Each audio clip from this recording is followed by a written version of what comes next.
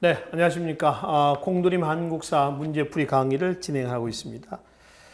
제가 지난 시간에 고려 중세 문화사까지 살펴봤었죠. 자, 이 시간에는 153페이지 근세 정치사, 그러니까 조선의 정치사 기출 문제를 중심으로 해서 역시 홀수 문제를 중심으로 해서 살펴보도록 하겠습니다. 바로 1번부터 한번 살펴보시죠. 다음에 가나의 기원을 두는 조선의 정치 세력에 대한 설명으로 옳은 것은 고려 말 공민왕의 개혁이 실패한 후 4대부 측은 점차 고려 왕조의 테두리 안에서 점진적인 개혁을 추구하려는 온건파와 왕조 자체를 바꾸려는 혁명파로 갈렸다 그랬죠. 자, 이거 한번 봅시다. 뭐냐면은 고려 말의 개혁 세력이었었던 신진 4대부 얘네들이 온건파, 그러니까 혁명파라 먼저 합시다. 혁명파 4대부. 여기 이제 대표 인물이 누굴까요? 정도전, 조준 이런 사람들이죠. 여기 이제 한 부류는 온건파 4대부, 정몽주, 길재 이런 사람들입니다. 여기는 역성혁명을 제창하고 있죠. 그러니까 역성혁명이라고 하는 건 뭐냐면은 성을 바꾸는 겁니다. 왕조를 바꾸자는 거고요. 그러니까 체제 부정적 개혁 세력이고요. 얘네들은 체제 내적 개혁 세력이에요. 고려라고 하는 틀을 놔두고 그 문제점만 좀 수정해 나가자라고 하는 겁니다.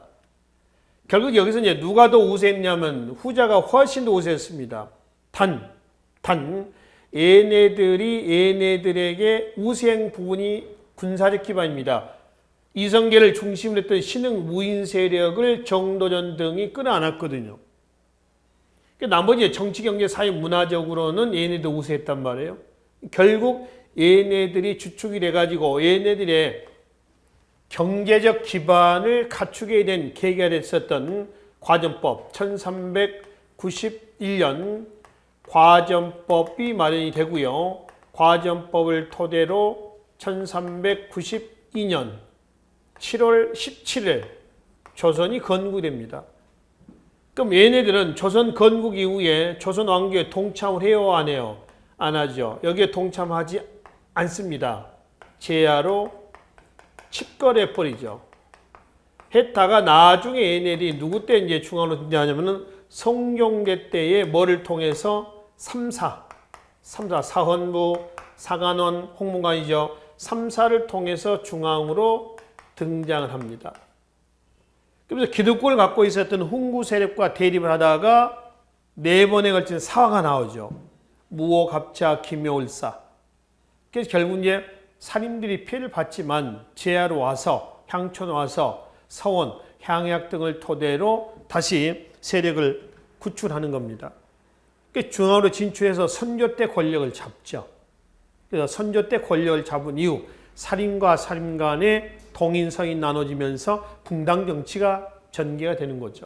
자, 이런 과정입니다. 일단 지금 여기서 얘기하고 있는 것은 이 혁명파 4대부하고요. 온건파 4대부. 이 얘기에 대한 것 같습니다. 그렇죠? 그래서 이제 그 가가 정도전 등이고요. 나가 정몽주 등이다라고 하는 거죠. 자, 1번 보겠습니다.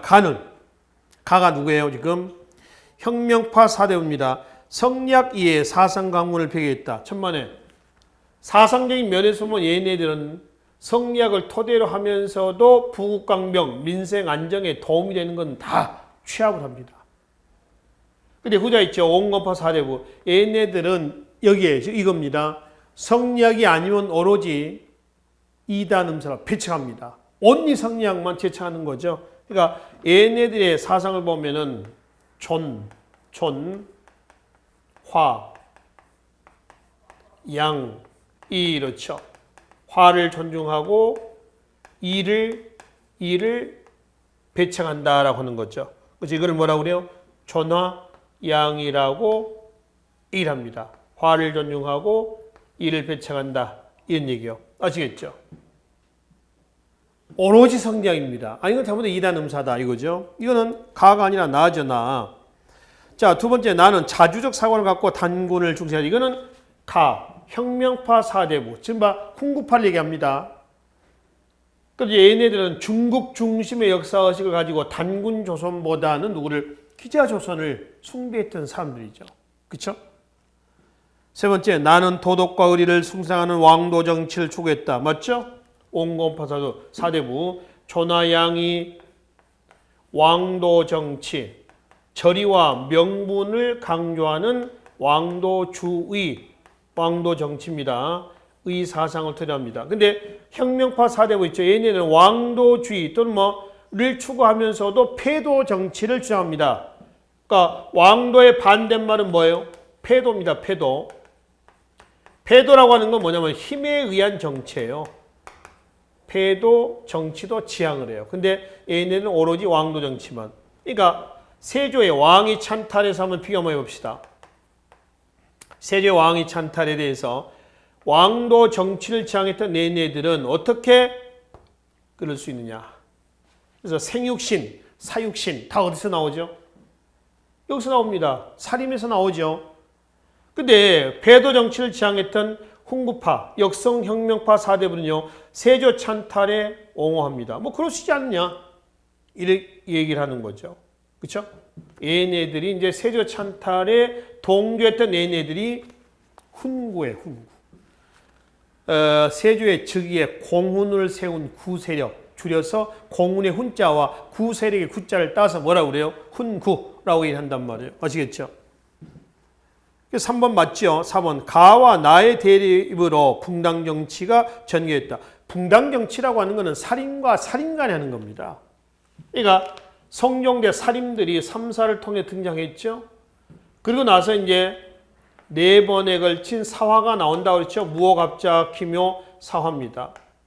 이 사화에서 누가 피해를 봤죠? 살인들이 피해를 보고 중앙에서 싸워가지고 피해를 봤을 거 아닙니까? 그리고 낙향을 합니다. 고향에 내려와가지고 다시 재충전을 하는 거죠. 그래서 이제 언제 때 중앙으로 진출하냐면은 선조 때입니다. 선조 때에 중앙으로 진출을 해요. 그래서 훈구를 밀어내고요. 얘네들이 권력을 장악을 합니다. 권력을 장악한 이후에 동인, 서인 나눠지면서 여기서부터 이제 붕당 정치가 진행이 된다라고 하는 거죠. 전개가 됩니다. 2조 전랑기라는 관직을 놓고 동인, 서인, 김효원을 중심으로 한 동인과 심의겸을 중심으로 하는 뭘로 서인으로 나눠지는 거죠. 아시겠죠? 자, 이런 과정입니다. 그래서 4번 X입니다. 3번 여기에서 바른 설명에 해당이 된다라고 하는 거죠. 자, 3번 문제로 154페이지입니다. 넘어가겠습니다. 다음 여말 선초에 일어난 역사적 사건을 순서대로 바르게 나열한 것은 여말 선초, 고려말 조선 중에 조선 건국 과정에서의 시대순 배열 문제입니다. 이 최근에 변별력 문제 때문에 그러는지 하여튼 이런 시대순 문제들이 9급이건 이건 7급 문제입니다만은 7급이건 꼭 한 문제, 기본은 한 문제입니다. 2문제 나올 수 있고 간혹 3문제도 나오죠. 그래서 기본은 한 문제씩은 꼭 출제가 되고 있다라고 하는 거죠. 자, 조선 건국 과정에서 지금 여기서 이성계 위화도 해군이 있습니다. 1388년이죠. 자, 여기 아까 잠깐 이게 나왔으니까 1388년 이성계를 중심으로 했었던 위화도 해군이 터지고요. 압록강 중류에 있는 섬입니다. 위화도 해군이 1388년이고요. 돌아와서 1389년 폐가 입진이 단행됩니다. 조선 건국의 군사적 기반을 장악하게 된 사건이 위화도 해군이고요. 조선 건국의 정치적 기반을 장악하게 된 것이 폐가 입진이야. 폐가 입진은 누구를 친 거예요? 가짜를 폐지하고 진짜를 내세운다는 뜻이죠. 우왕과 창왕은 신돈의 자식이다. 내몰죠. 마지막 공양왕을 옹립을 시키는 겁니다. 이게 폐가 입진이에요. 그럼 이제 1391년에 과전법 공표가 됩니다. 과전법 여기 있나요? 과전법 리을에 있네요. 그렇죠? 그래서 1391년 과전법 공표. 그 다음에 니은 좀 봐봐요. 이방원에서 정몽주가 선주교 개경에 선주교에서 암살이 됩니다. 이게 언제냐 그러면 1392년 4월이에요. 4월. 그 조선공국이 1392년 7월입니다. 그럼 예를 들어서 디귿 공양왕을 폐위한 거죠. 공양왕이 고려 34대 마지막 왕이거든요. 그 다음에 누가 나오죠? 태조 이성계가 선양의 형태로서 왕을 이제 계승을 해 받는 거죠. 강압적인 게 아니라 선의의 이양입니다. 선양의 형태로서 즉위합니다. 그게 1392년 7월 17일입니다. 그러니까 디귿이 바로 조선 건국이에요. 아시겠죠? 그럼 니은과 디귿을 봤을 때 뭐가 먼저냐라고 하는 건 아시겠죠? 순서상. 일단 정몽주 등이 조선 왕조 건국에 반대했던 정몽주 등이 제거가 됩니다. 이방원에게 제거되죠. 이때 이방원과 정몽주 간에 시조 한 곳이 남은 게 있죠.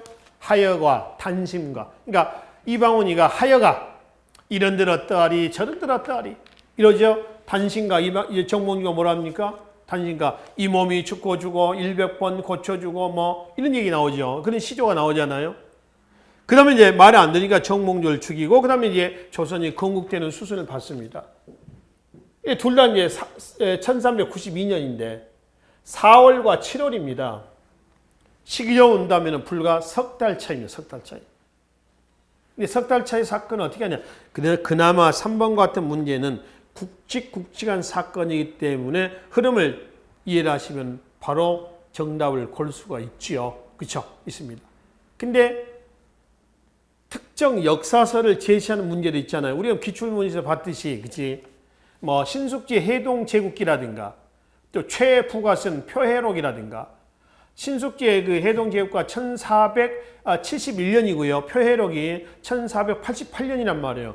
근 10여 년 차이입니다. 10여 년 차이면 이건 몇 달 차보다 낫지 않습니까? 근데 그거는 책이에요, 책. 이건 역사적 사건의 전개 순서. 이런 문제들의 윤영을 좀 해 두시라는 얘기입니다. 근데 우리가 기출문제 특강에서도 따로 말씀을 드렸습니다만은 또 OT에서 말씀을 드렸습니다만은 그런 어떤 뭐 표해록이라든가 해동제국기라든가 이런 책들의 순서를 묻는 문제가 나오면은 대강 여러분들이 선후 관계만 파악해서 답을 그냥 찍으실 필요가 있습니다. 그걸 가지고 고민하실 필요 없어요. 왜? 아무도 몰라. 여러분뿐만 아니라 다른 수험생도 아무도 옵니다. 그걸 알고 답을 찾는 사람은 단 한 명도 없어요. 아시겠죠? 그런 문제 연연하지 마시라입니다. 그냥 운에 맡깁시다. 그런 문제들. 그럼 조선 건국이 이제 7월 17일이에요. 음력입니다, 물론. 7월 17일 뭐 중요합니까? 중요합니다, 이거는. 왜 중요하냐면은 대한민국 정부가 수립되기 위한 과정에서 1948년 5월 10일 총선거가 실시가 되죠. 최초의 선거 아닙니까? 그래서 재헌국회가 구성이 되고요. 재헌국회에서 7월 12일 날 재헌헌법을 만들어요. 제정합니다.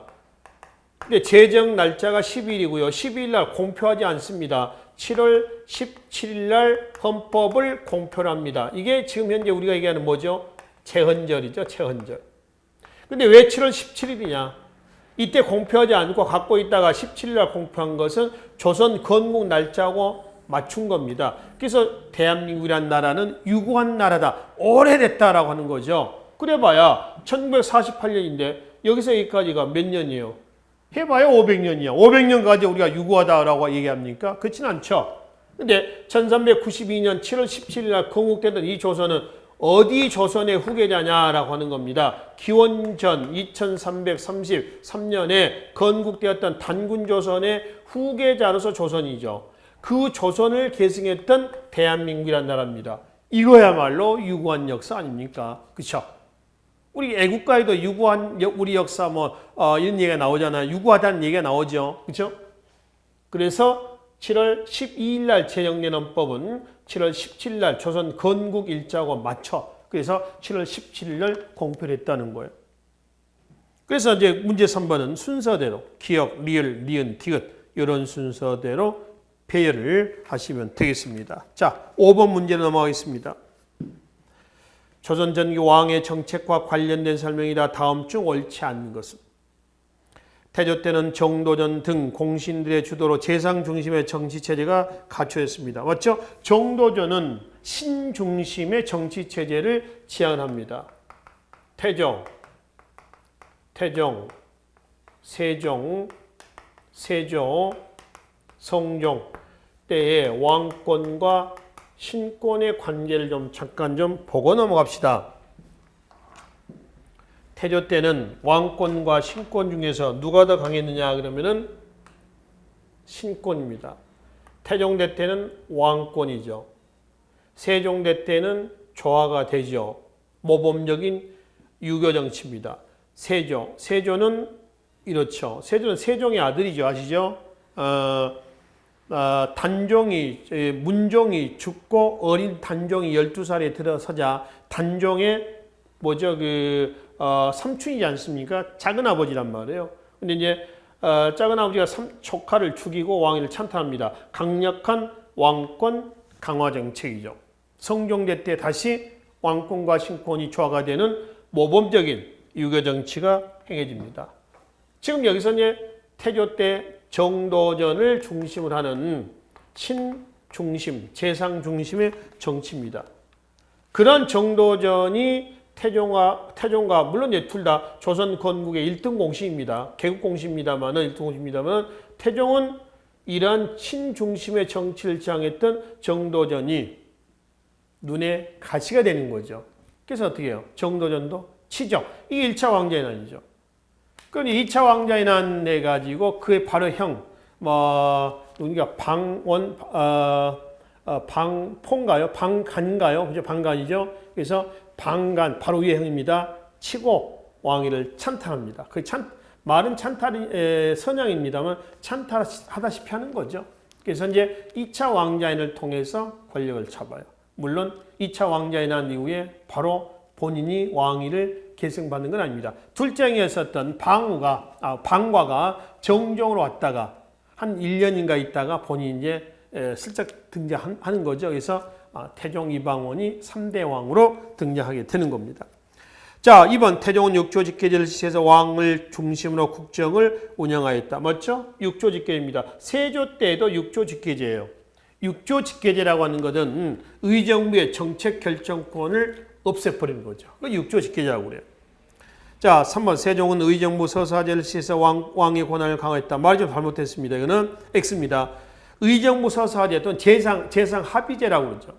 서사라고 하는 것은 심의한다는 겁니다. 심의. 깊이 토론한다는 거죠. 이거는 왕권 강화 요소가 아니라 왕권 견제 요소예요. 그래서 세종대 때는 왕권과 신권이 적절히 조화가 된다라고 하는 겁니다. 네 번째, 세조는 즉위 이후에 단종 이후 재상에게 넘어간 정치일권을 되찾기 위해 다시 육조직계제를 시했다. 그렇죠? 맞습니다. 성종은 통치체제를 정비하고 기본법전인 경국대전을 반포하였다. 맞죠? 그래서 3번이 여기서 잘못되어 있습니다. 자, 통치체제를 잠깐 보겠습니다. 중앙 정치 조직이 있습니다. 이 중앙 정치 조직이 아이들이 놀이터에서 타는 시소라고 합시다. 시소의 주축대 어떤 그 중간 여기에 왕이 앉아 있다고 보시고요. 시소 중심을 기점으로 해가지고 여기에 신하가 앉아 있습니다. 적절하게 수평이 되는, 그러니까 세종과 성종대 보면 적절하게 수평이 되는 정치인데 태종과 세조 때는 왕권의 힘이 실려지죠. 이때는 밑에 내려가고 신권이 올라갈 겁니다. 다시 왕권이 올라가고 신권이 내려가겠죠. 왕권 강화 유무로 본다면. 그럼 왕권 강화 요소는 뭐가 있느냐? 자, 의금부, 승정원, 육조직계제 이런 것들이죠. 승정원은 아시죠? 대통령 비서실이에요, 요즘에. 왕명 출납기구고요. 왕명에 의해서 고관 대작들을 치지하는 뭐가 있어요? 의금부가 있습니다. 그리고 말씀드린 육조직계제가 있죠. 좀 왕권 강화 요소예요. 이거는 신권에도 힘을 좀 실어줍시다. 뭐가 있을까요? 의정부 서사제입니다. 서사, 심의한다고 그랬죠? 다른 말로 재상합의제라고, 재상합의제.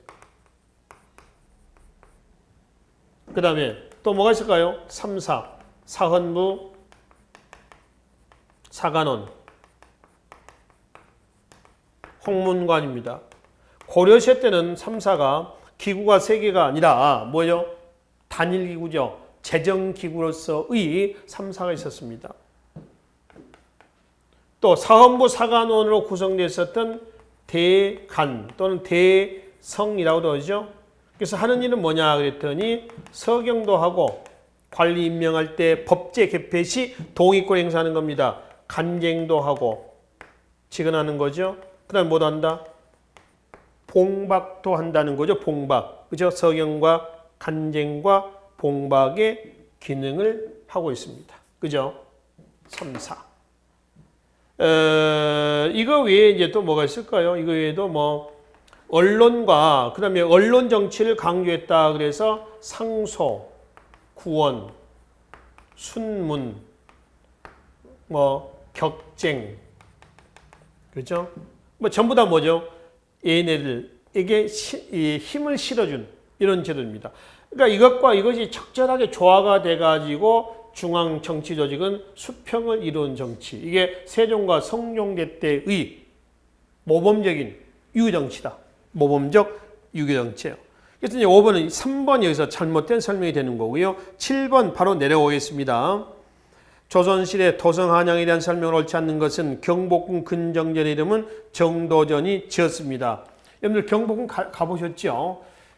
들어가면 이제 중간에 거의 한 중간이라고 보시면 됩니다. 근정전이라고 하는 건물이 있습니다. 통구조로 되어 있고요. 2층으로 되어 있죠. 팔짝 지붕이고요. 이 근정전의 뜻은 정치를 근엄하게 해라 이런 의미예요. 정도전의 작품입니다. 조선이 1392년 건국이 됐을 때는 어디예요? 개성이죠. 한양천도는 풍수지설에 남경길지설이 반영이 된 거고요. 한양천도는 1394년입니다. 그러니까 한 2년 정도에 걸쳐가지고 한양 수도 건설 준비했던 거죠. 그리고 94년에 한양으로 천도를 하게 됩니다. 자, 두 번째. 경복궁의 동쪽에 사직, 서쪽에는 종묘가 각각 배치가 되어 있다 했는데 잘못되어 있죠? 밑에 해설을 보면은 좌묘, 우사라는 얘기가 있습니다. 좌묘, 우사. 좌는 방에서 동쪽을 얘기하고요. 우는 방에서 서쪽을 얘기합니다. 그러니까 지금 경복궁을 중심으로 해가지고요. 동서남북이라 합시다. 동쪽에는 묘, 뭐요? 종묘가 있고요. 역대 왕실의 조상의 위패를 모셔놓은 겁니다. 그 다음에 서쪽에는 뭐가 있냐면은 사직이 있습니다. 고려 때도 사직단이 있었죠. 사단과 직단에서 사, 토지의 신, 직, 오곡의 신에게 제사를 지내는 겁니다. 그래서 왕실과 종묘 사직은 같은 동일한 선상에 놓여 있습니다. 레벨이 같아요. 그러니까 사극에 보면은 신하들이 가끔 왕에게 뭐 건의를 하면서 호소를 하잖아요. 전하, 뭐 종묘 사직을 지키시옵소서 이 얘기하죠. 종묘 사직을 지킨다는 얘기는 뭐예요? 왕실을 지킨다는 그런 의미가 된다는 거죠. 그러니까 지금 두 번째는 거꾸로 설명이 있습니다. 배치가. 세 번째. 유교 사상인 인의 예지 덕목을 담아 도성 사대문의 이름을 지었다. 밑에 해설에 보면은 흥인지문, 인, 동대문, 그 다음에 숭례문, 남대문 이런 식으로 해서 인의 예지 뭐 이런 것들이 덕목을 담아서 명명을 하고 있습니다. 네 번째, 도성 밖 심리 안에는 개인의 무덤을 쓰거나 벌채를 하지 못하도록 규제를 하였습니다. 그렇죠? 그래서 요즘에 이제 지명에서 왕십리라고 하는 성동구 쪽에 왕십리라고 하는 동네가 있죠. 왕십리는 서울 도성을 기점으로 해가지고 왕복 거기까지 십리예요. 십리입니다. 그래서 왕십리 지금 서울 그 한양대학교 이쪽으로 해가지고 왕십리 쪽 아닙니까? 그게 이제 서울 도성에 있는 곳입니다. 도성. 거기까지 십리가 되는 거죠. 십리는 거리상 지금 4km가 십리예요. 그렇죠? 십리입니다. 그래서 4번 맞는 얘기입니다. 2번이 건물 구조에서 바르게 설명하고 있지 않습니다. 자, 9번 문제로 넘어가겠습니다. 다음에서 공통적으로 추출할 수 있는 사실. 신라 우역의 설치, 우역 통신기관, 교통기관이죠. 교통입니다. 치증왕대 때였어요. 치증왕대. 그 다음에 고려 이문서의 혁파, 이문서 정동행성 예하에 몽골 간섭기 때 설치했던 사법기구입니다. 이거 공민왕의 개혁정치에서 나오죠.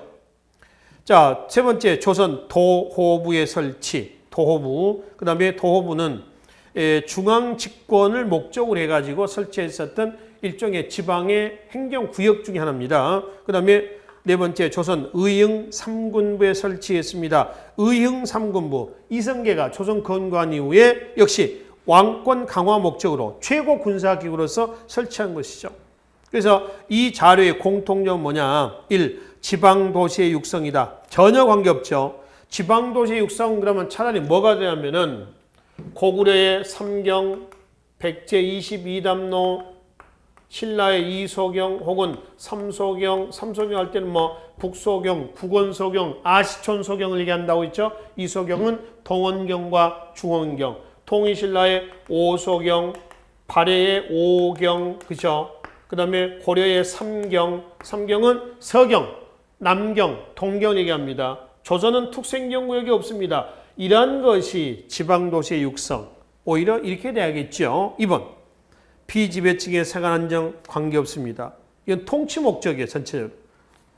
아마 그 2009년도 이게 7급 국가직 문제인데요. 3번과 4번을 놓고 아마 수험생들이 많이 헷갈렸을 것입니다. 정답은 3번입니다. 최고 권력자의 통치권과 다시 얘기하면 뭐냐면은 중앙집권과가 그러니까 왕권 강화다. 이렇게 보시면 됩니다. 여기에 포커스가 맞춰져 있어요. 네 번째 봐봐요. 지방에 대한 통제장치 확대라고 있는데요. 왼쪽에 신라의 우역의 설치라든가 그 다음에 조선의 도호부 설치 있죠. 이것만 얘기하면 답은 4번이 될 수가 있어요. 지방에 대한 정부의 중앙정부의 지방에 대한 영향력. 중앙집권 강화죠. 근데 우측에 고려의 이문서 혁파하고 조선의 의흥 3군부는 지방에 대한 통제를 강화하자라고 하는 것이 아니라 이거는 왕권 강화거든요. 그렇죠? 국민한 개혁 정치의 목표는 뭐예요? 4번처럼 지방에 대한 통제 장치 확대입니까? 다시 한번 중앙 집권입니까? 아니에요. 왕권 강화잖아요. 그래서 4번은 정답이 될 수가 없습니다. 3번이 여기에 공통된 정답이 되겠죠. 자, 11번 문제로 넘어가겠습니다.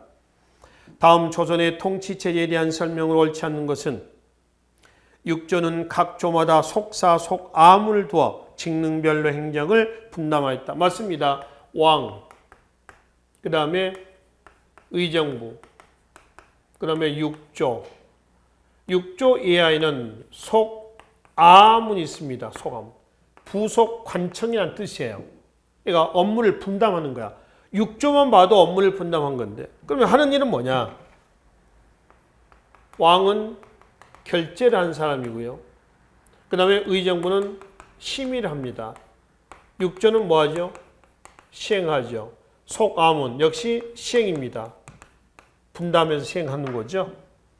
그러니까 뭐 2조 그러면은 뭐 관리 인사도 담당할 거고 또는 뭐 2조 속암원에서 뭐 마표도 만들 거고 그렇죠. 그런 업무들이 또 분담이 있다는 겁니다.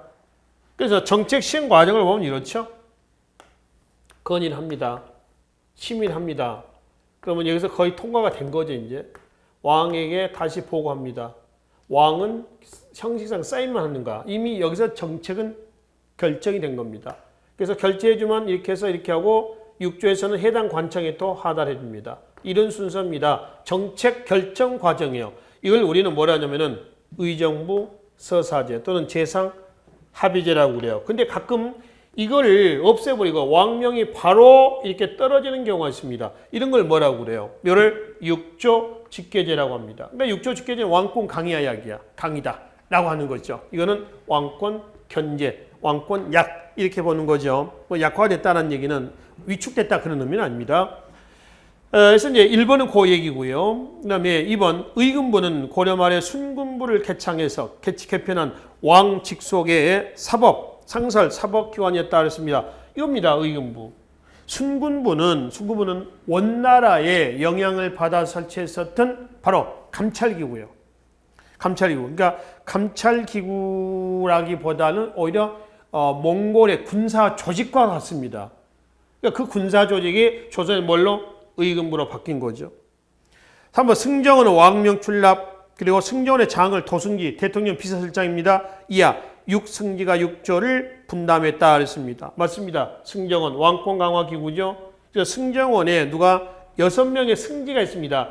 예하에 육승지가 있는데 육승지가 6명이 어디에? 바로 6조 있죠. 6조 여기 6조. 이 호의 병영공에서 각각 1대1로 도맡아서 업무를 담당합니다. 그러니까 이 육승지는 오늘날 청와대 보면은 비서관들 있죠. 무슨 뭐 경제비서관, 뭐 안보비서관 이런 거 있잖아요. 사회비서관이라든가 뭐 이런 걸 그런 것들 얘기합니다. 그 사람들이 이제 뭐라는 거죠? 당청과 연계해 가지고 정책 조율을 하잖아요. 중간에서. 그치? 그 기능이에요.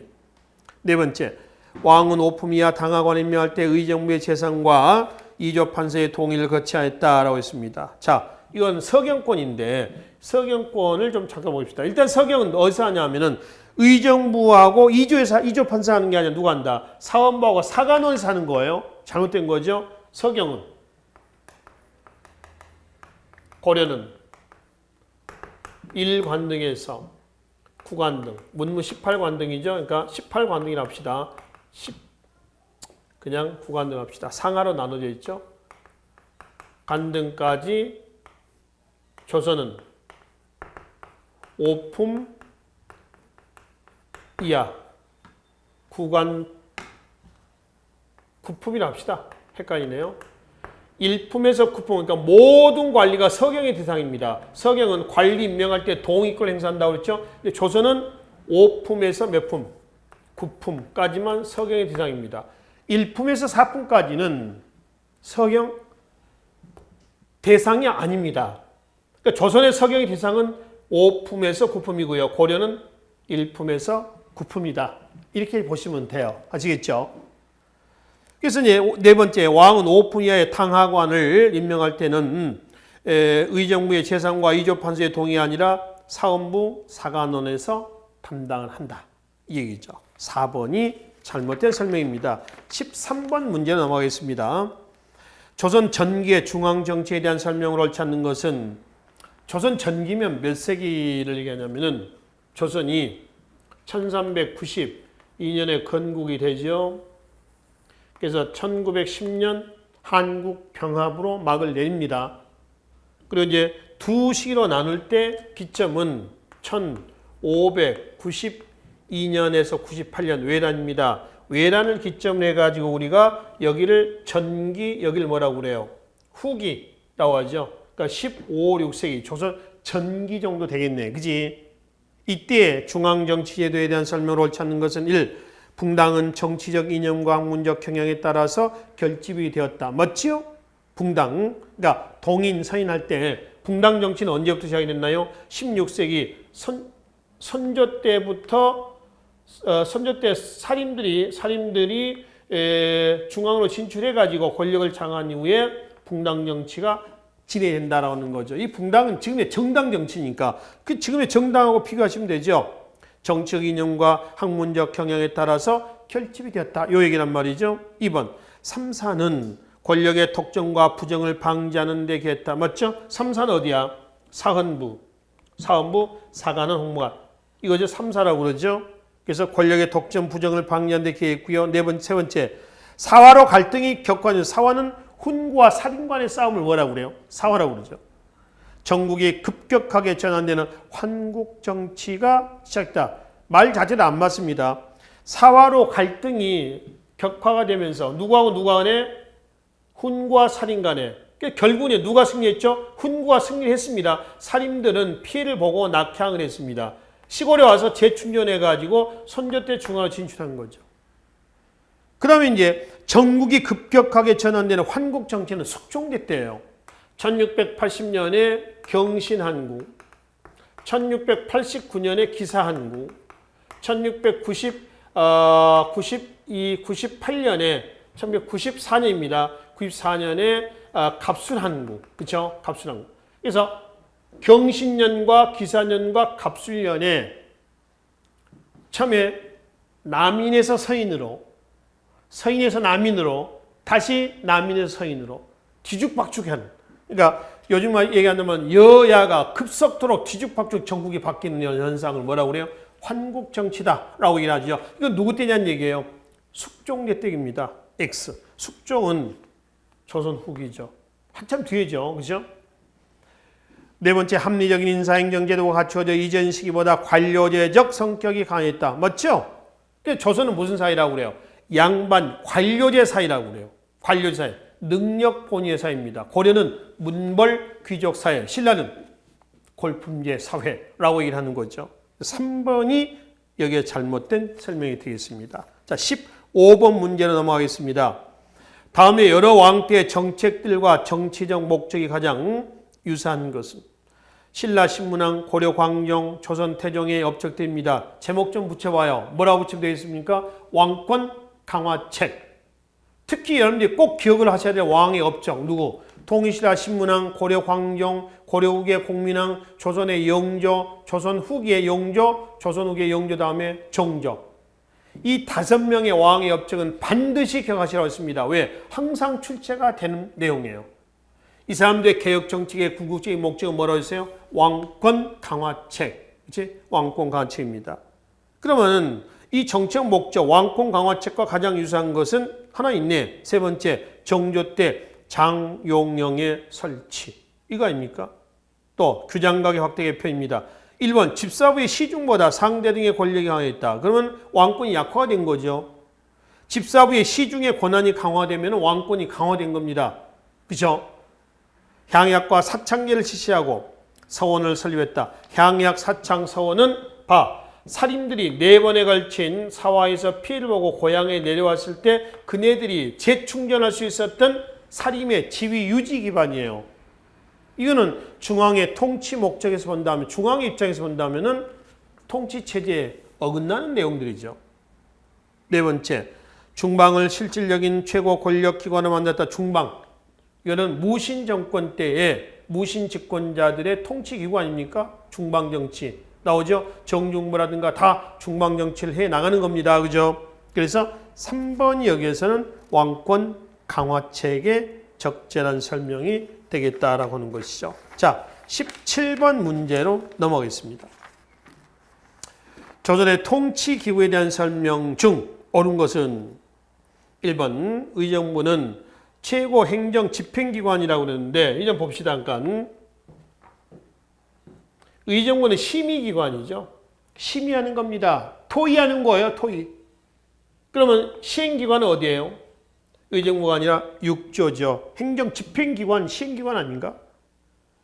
그 중요성에 의해 점차 실권을 강화했다. 하여튼 의정부가 이게 아니다라고 하는 거죠.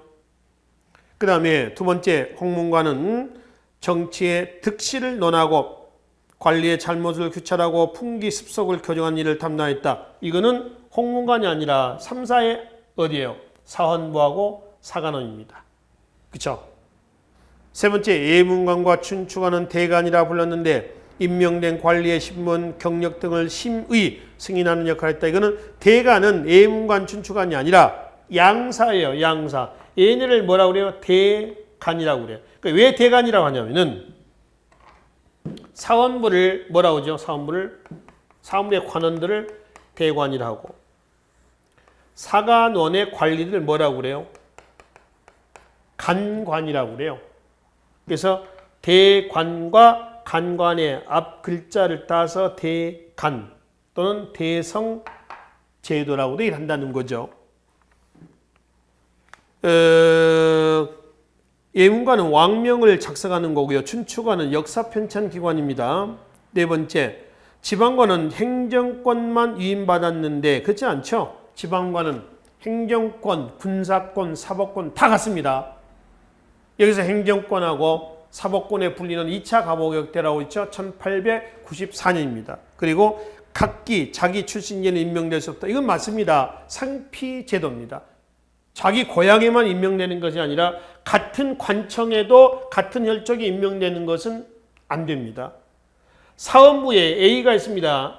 A의 형제 중에 아니면 A의 사촌 중에 A가 있습니다. 그럼 A는 A가 근무하고 있는 사헌부의 보직 발령을 받을 수가 없어요. 그렇죠? 그러면 A가 사헌부에 있었을 때 A는 사헌부에는 안 들어갈 수가 있습니다만 안 갑니다만 홍문관에는 들어갈 수가 있을까요? 없을까요? 역시 없습니다. 같은 관청이 아니지만은 이거는 우리가 언론 문필기관 해가지고 3사로 통칭합니다. 이것도 같은 관청으로 보는 거죠. 그것도 안 돼요.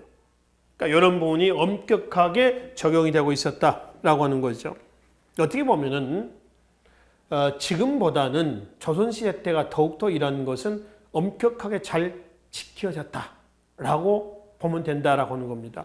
뭐 최근에 보면 왜 정치권에서 공기업에 대한 자기 자식들 막 밀어놓고요, 그렇죠? 이렇게 하는 거 있죠. 그러니까 공기업이라면 뒤에 이제 공사가 들어가 있는, 또 공사가 안 붙어 있어도 공기업들 많이 있잖아요. 뭐 은행 같은 경우도 그렇고 말이죠. 뭐 시중에 뭐 대형 은행들 보면은 권력을 가지고 있는 사람들이 공정한 방법에 의해서 어쩌게 취업을 하는 것이 아니라 자기 자식들이나 친인척들이라든가 권력을 이용해서 밀어넣는. 그래서 최근에 이제 그게 뭐 들통이 나가지고 뭐 다시 이제 전수조사를 하고 있고 말이죠. 이런 경우들이 많이 나오지 않습니까? 그렇죠? 저기 강원도 태백에 가면 무슨 빠찡코 하는 그런 데도 그렇고요. 그 강원공사인가요? 그런 부분도 좀 심했던 부분이고요. 그렇죠?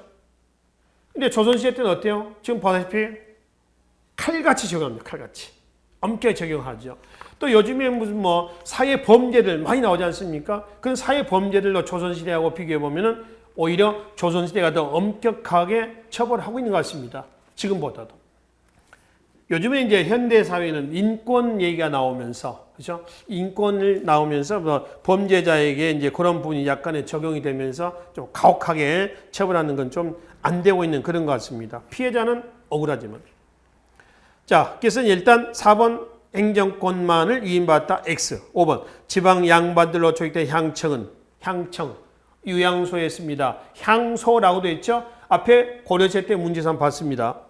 수령을 보자고 풍속을 바로잡고 향리를 귀찮은 등의 임무를 맡았다. 맞죠? 유양소입니다.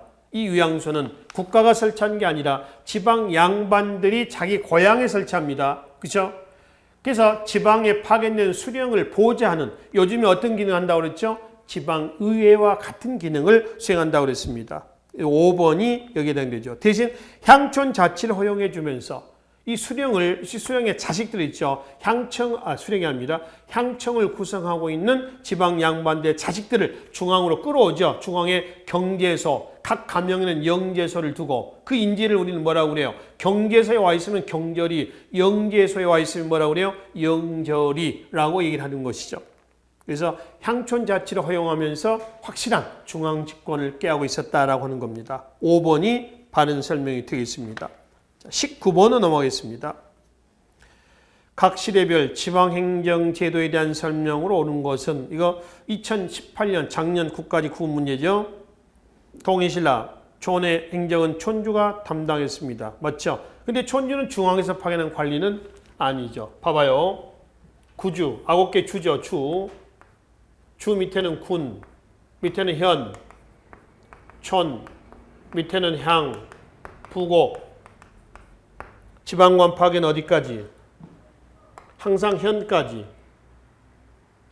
도독, 그 다음에 태수, 현령, 지방관입니다. 촌의 자치 책임자는 누구죠? 촌주야. 지방관이 아니에요. 자치 책임자고요. 촌주가 특색연구역, 향과 부곡, 농업에 종사했었던 특색연구역이죠. 담당합니다. 신라 하대 때 촌주는 지방 호족으로 성장했던 그 촌주고요. 동신라 경제를 확인해 볼 수 있는 민정 문서를 작성했던 사람도 누군가요? 바로 이 촌주예요. 그렇죠? 촌주입니다. 8회 전국 330여 개 모든 군현의 수령을 파견했다. 이거는 조선이죠, 조선. 고려시대 때도 모든 지방을 파견하지 못합니다. 그러니까 주군, 주현보다는 속군, 속현이 더 많죠. 고려. 전락지배 방식은 면리제가, 이건 조선입니다. 역시. 그렇죠? 조선 볼까요? 팔토, 각토, 부, 목, 군, 현, 면, 리, 통. 이런 행정구역이죠. 역시 지방관은 현까지입니다. 자, 볼까요? 관찰사, 감사라고 그러죠. 부윤, 목사, 분수, 현령. 여기를 묶어서 수령이라 하죠. 그리고 지역의 크기, 인구의 다소를 기준으로 해서 부목군현 나눕니다. 면장, 이정, 통수, 이거는 자치 책임자예요. 그래서 면장, 이정, 통수는 그 지방의 양반들이 자치하는데 그 면장, 이정, 통수를 다 통수서 풍언이라 하고요. 수령과 풍원 사이에서 누가 향리가 업무를 보좌합니다. 이 향리는 육방의 관리들을 향리라 하죠. 중앙이 육조 체제로 나눠서 업무를 분담하듯이 지방도 육방, 이방부터 공방까지입니다. 업무를 나눠서 분담하고 있었다라고 하는 겁니다. 그러나 고려 향리에 비해서는 격이 떨어지죠. 고려 향리는 조선의 누구 급이다? 수령급이다 라고 얘기하는 거죠.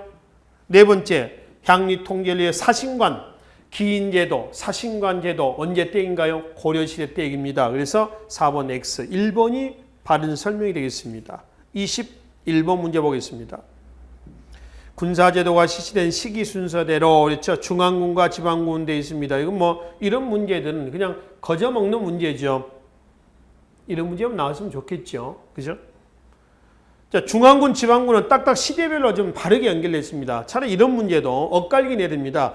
통일신라의 중앙군 구사당, 그것은 지방군, 뭐 서고군 이런 식이 돼야 된다는 거지.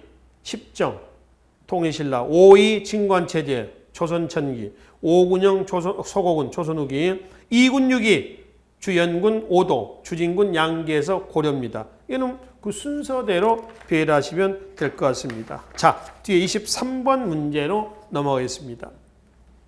다음 자료는 조선시대 어떤 군사체제 문제점인데 이 군사체제라는 것은 그렇죠. 이건 뭐냐면은 초전박살체제라고 하는 재승방략체제입니다.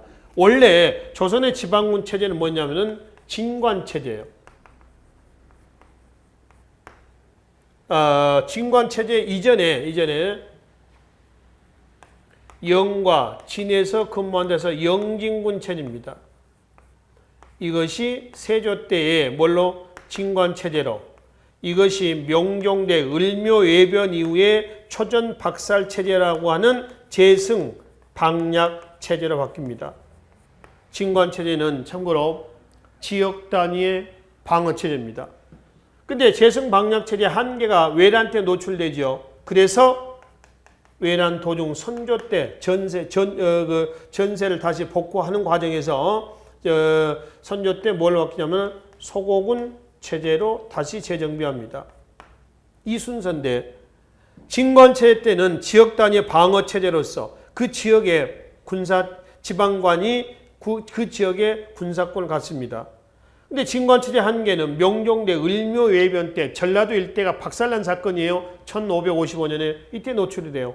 그래서 명종대 진관체제를 없애고 재승방략체로 바뀝니다. 이거는 초전박살체인데 군대 통솔권은 이때는 지방관이 갖지만은 이때 군대 통솔권은 중앙에 소지한 관리가 갖습니다. 그러니까 지방에 적군이 쳐들어오죠. 그럼 중앙에서 연락을 받고 내려와야 돼요. 그런 문제가 생겨요. 근데 취지는 더 좋습니다. 이것보다는. 진관체제 때는 예를 들어서 부목 9년이라고 칩시다. 부의 군대가 100명, 그 다음에 군의 군대가 80명, 그 다음에 군의 군대가 한 50명, 현의 군대가 한 20명이다. 현에 적이 100명이 쳐들어오면은 현령을 중심으로 해서 20명이 싸울 수 있나요? 없죠. 이런 한계가 나와요. 이게 명종대 때 을묘외변 때 한계가 나온 거죠. 그래서 안 되겠다. 그래서 재승방략체를 바꾼 겁니다. 그 재승방략체제는 이 지역을 관장하는 관리가 무관이 중앙, 서울에 이제 상주를 하고 있고요. 여기 현에 100명의 군대가 쳐들어왔습니다. 그럼 이 지역을 담당하는 무관은 서울이기 때문에 연락을 하겠죠. 내려옵니다. 그리고 그 사이에 그 부목군에 있는 군대가 다 어디로 가요? 이쪽으로 가서 적을 어떻게 하는 거예요? 총 몇 명이가? 이게 250명이죠. 250명이 100명을 초전에 박살내는 겁니다. 이게 재승방략체제입니다. 취지는 좋지만은 적이 왔을 때에 일로 모이면은 이 아군들을 통제할 수 있는 지휘관이 없죠. 바로 서울에 거주하기 때문에 오합지졸이에요. 그러니까 지휘관이 없다 보니까 제대로 통솔할 수가 없는 문제점이 나오는 겁니다. 그러니까 취지는 좋지만은 효율이 없었어요. 그러니까 외란 당시에 2달 만에 부산 동래성을 함락시킨 이후에 왜군들이 동, 중, 서로 쳐들어와서 함경도까지 완전히 점령할 수 있었던 이유 중에 하나가 여러 가지 있습니다. 그중에 재승방략체제 허점도 있다는 거예요. 그래서 외란 도중 안 되겠다. 그래서 진관체제를 복구한 것이 양천 혼성군 체제, 뭐죠? 서고군 체제로 바뀐 거죠. 아시겠죠? 그래서 여기는 이 재승 방약 체제에 대한 얘기입니다. 그 박스 내용은 지금 제가 설명했던 요 얘기를 하고 있는 것이죠. 자, 25번 넘어가겠습니다. 다음에 서술하는 기억에 대한 설명을 오는 것은 기억을 다시 짓고 이색, 고려 말의 신진사대부입니다. 이색을 판, 개성부사, 겸, 뭐뭐뭐, 대사성. 대사성은 참고로 뭐냐면은 지금의 대학 총장입니다. 총장. 성균관이죠. 그러니까 성균관에 대한 설명으로 오는 것은 1. 성리학을 중흥하기에 공민왕대 때 중용하였다. 고려 개혁 정치하던 그 공민왕대 때 성리학을 중흥하기 위해서, 그래서 이 공민왕이 성리학을 중흥해서 과거제도를 정비하고 그래서 신진사대부를 끌어안아서 개혁 정치를 단행하는 거죠. 맞아요. 두 번째, 삼사는 전수 삼사는 아까 뭐야? 사원부 사관원 홍문관이지 성균관이 아니라. 세 번째, 여러 군현에 아니다. 여러 군현에 둔 것은 지방의 향교겠죠. 중앙에는 사부학당, 지방은 향교, 성균관은 중앙 한 곳에 있습니다. 그 다음에 칠제는 국학 칠제입니다. 이거는 고려 때 사학이 융성하다 보니까 관학을 중흥하기 위해서 예종대 때 국학 칠제를 설치합니다. 이거는 최충의 구지학당을 모방한 것이죠. 양용고 장학재단이었었죠. 그래서 성균관에 해당하는 설명이니까 1번이 여기에 해당이 되겠다는 것이죠. 자, 27번 문제를 좀 보도록 하겠습니다. 다음 표에 나타나는 조선시대 과거의 종류와 정원에 대한 설명을 옳지 않는 것은 문과, 통상 문과 대과죠. 속과, 생원과 생원시, 진사과 진사시, 그리고 묵과였습니다. 초시, 복시, 전시를 거치는데 속과는 참고로 초시, 복시만 있고요. 전시는 없습니다. 속과 급제자들이 대과에 응시하거나 또는 속과 급제자들이 대학, 성균관에 입학을 합니다. 그럼 여기에서 보면은 지금 밑에 선지를 좀 보면서 해석 한번 해봅시다. 1. 속과의 초시와 복시는 인구 비례의 지역별로 할당된다. 자, 속과의 초시만 인구 비례로 지역별로 할당을 합니다. 초시. 그러니까 생원시는 한성 200명, 지방 500명. 진사시는 서울 200명, 지방 500명에서 인구 비례에 의해서 지역별로 할당이 되고요. 복시는 인구 비례가 아니라 초시 급제자 중에서 100명을 뽑습니다. 7대1의 경쟁률이죠. 초시, 생원시 700명이지. 그 다음에 진사 700명이지. 각각 100명씩 뽑습니다. 이 100명의 이 사람들은 이제 생원, 진사를 하고요. 생원, 진사의 명단을 적어놓은 장부가 있습니다. 삼화방목이라고 그래요. 속과 급제자의 합격생들의 명단을 얘기합니다. 대과 있죠. 대과 급제자들의 명단을 뭐라고 하는지 아세요? 국조방목이라고 얘기를 합니다. 두 번째, 문과의 최종 합격자는 지역과 관계없이 성적에 따라 갑을 변환했다. 맞죠? 이게 전시입니다. 그래서 갑과의 3명, 을과의 7명, 병과의 23명. 각과의 3명 중에 1등을 뭐라고 그래요? 장원이라고 그래요. 장원. 세 번째, 가나에 해당하는 정원은 각각 33, 28명이다. 자, 문과 복시의 합격자 33명, 무과의 복시 합격자 28명입니다. 이 28명을 뭐라냐면은 다 합격자를 다 묶어서 선달이라고 하는 선달. 네 번째, 알성시와 증광시 합격자 수는 이 표에 포함되어 있다. 그렇지, 이거는 과거만 해당되는 겁니다. 알성시 뭐냐면은 증광시, 알성시는 비정기적인 과거입니다. 증광시 국가의 큰 경사가 있을 때, 뭐 전쟁에서 이겼거나 왕후가 아들을 순산했거나 할 때 보는 시험이고, 알성시는 성균관에 문묘가 있습니다. 성균관에 문묘, 공자나 역대 유생들의 성현들의 위패를 모셔놓은 것이죠. 문묘에 왕이 직접 참가해가지고 제사를 지낼 때 성균관 학생들에게 보게 하는 시험을 뭐라고 그래요? 알성시다. 이렇게 얘기합니다. 그래서 네 번째는 이 표에 포함됐죠. 이 표에는 문과, 속과, 무과만 포함이 되어 있다라고 보시면 되겠습니다. 그래서 1번이 잘못된 설명이 되겠습니다. 자, 여기까지 조선의 통치체제에 관련된 기출문제를 풀어보시고요. 29번 이후 문제는 다음 시간에 이어서 정리하도록 하겠습니다. 수고하셨습니다.